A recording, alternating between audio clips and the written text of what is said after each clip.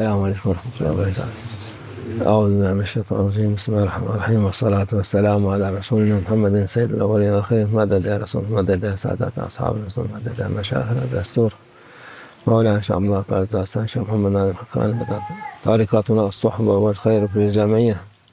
بسم اللہ الرحمن الرحیم۔ وجاہدوا باموالکم وانفسکم فی سبیل اللہ، صدق اللہ العظیم۔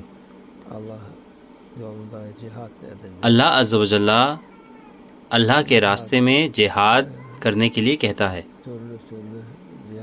جہاد الگ الگ طرح کے ہیں۔ جب کوئی خلیفہ نہیں ہوتا تو آپ خود جہاد نہیں کر سکتے، اس لیے آپ کو اپنی نفس کے خلاف جہاد کرنا ہے۔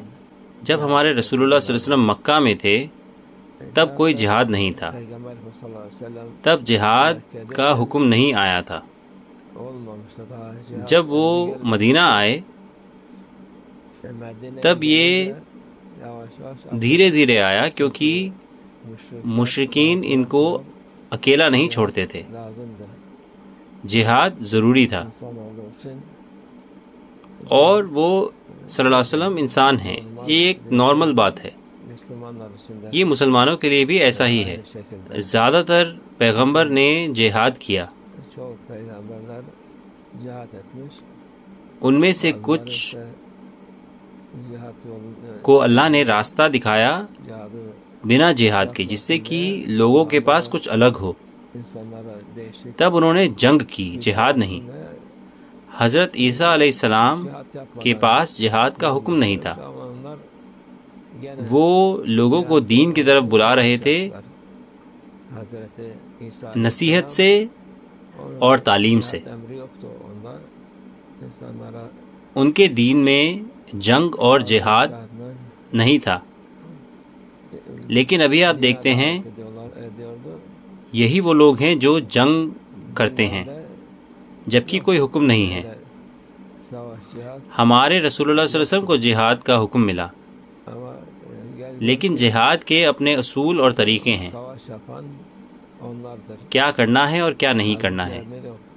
کوئی ظلم نہیں ہونا چاہیے، بزرگوں کو ظلم کا شکار نہیں بنانا ہے، بچوں کو اور عورتوں کو ان کو مارنا نہیں ہے، اس طرح کے حکم ہیں۔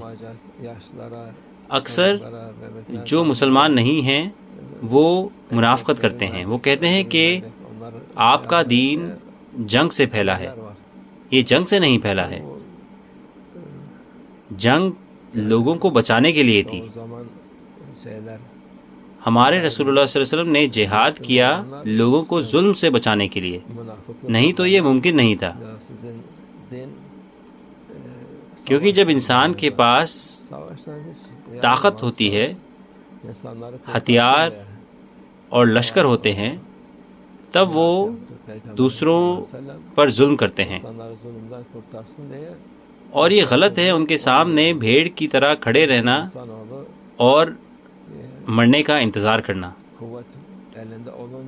اس ظلم کی کوئی حد نہیں ہے، ظلم لوگوں کے اندر ہے، یہ ان کی نفس میں ہے، اس لیے اس ظلم کو روکنے کے لیے ان کے سامنے دوسری طاقت ہونی چاہیے، اور یہی حکمت ہے جہاد کی اسلام میں۔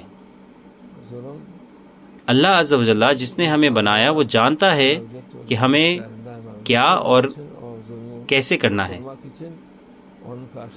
اس لیے اس نے یہ راستہ دکھایا ان لوگوں کو جو اس میں یقین کرتے ہیں۔ اس کے حکم لوگوں کے فائدے کے لیے ہیں۔ ہمارے رسول اللہ صلی اللہ علیہ وسلم کی یہ بڑی جنگ 1400 سال پہلے ہوئی،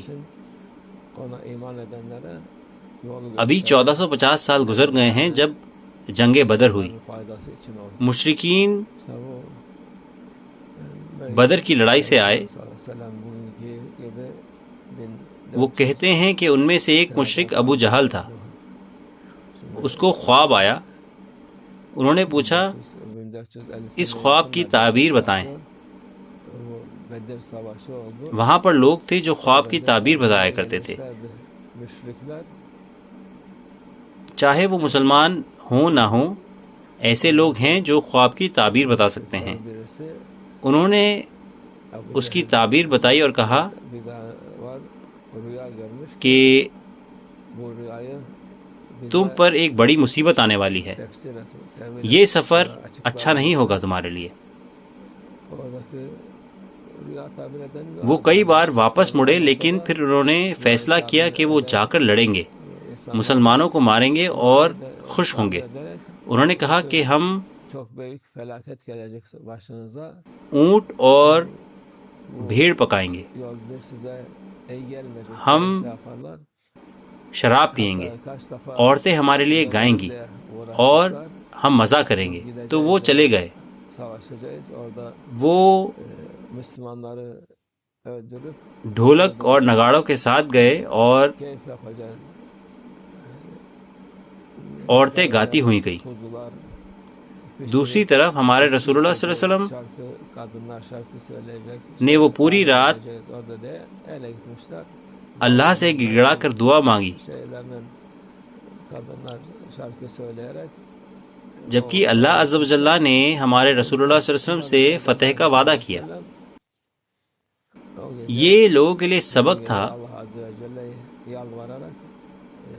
کہ جب وہ جنگ پر جائیں کہیں بھی تو انہیں اللہ سے مدد مانگنی ہے۔ اس راستے میں وہ سارے لوگ جنہوں نے کہا ہم مزے کریں گے، شراب پیئیں گے اور باقی سب، 70 ایسے بڑے کافر تھے جنہوں نے رسول اللہ صلی اللہ علیہ وسلم پر ظلم کیا، بہت زیادہ۔ ہمارے رسول اللہ صلی اللہ علیہ وسلم نے ان کے نام لیے ایک ایک کر کے جب وہ مکہ میں تھے، اور ان میں سے کوئی بھی بچ نہیں پایا۔ انہوں نے ہمارے رسول اللہ صلی اللہ علیہ وسلم کو اذیت پہنچائی سالوں تک، اور انہیں بھوکا رکھا۔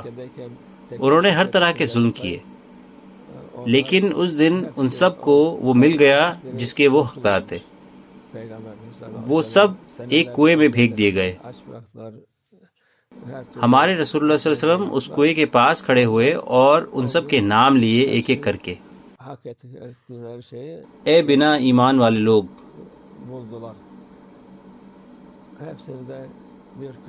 کیا تم دیکھتے ہو کہ ہم